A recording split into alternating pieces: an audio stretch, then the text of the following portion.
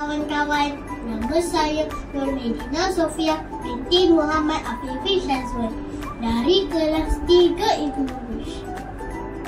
Saya sangat suka subjek saya. Sebab apa?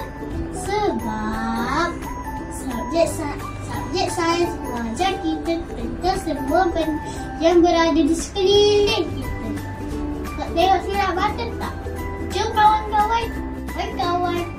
Inilah bahan yang kita perlukan, iaitu telur, garam, bekas dan juga air. Mula-mula kita masukkan air ke dalam kotak tersebut.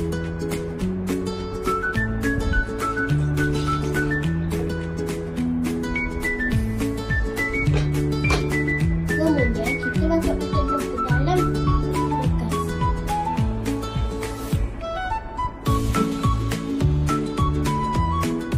Kawan-kawan rasa apa yang akan berlaku? Nampaknya telur ini tenggelam. Telur lebih cepat daripada air. Sekarang kita masukkan sudu-sudu garam ke dalam air.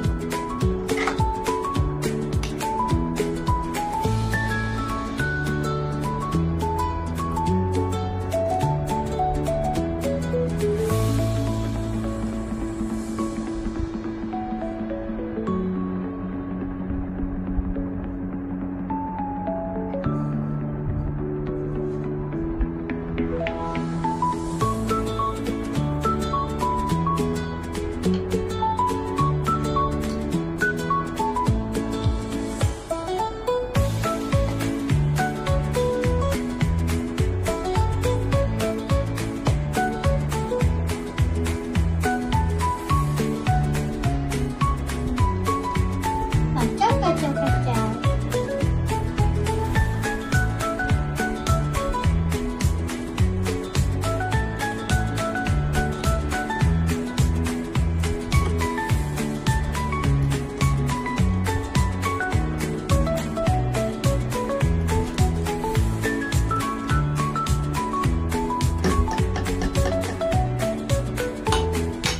Wah, nampaknya telur ini sudah terapung.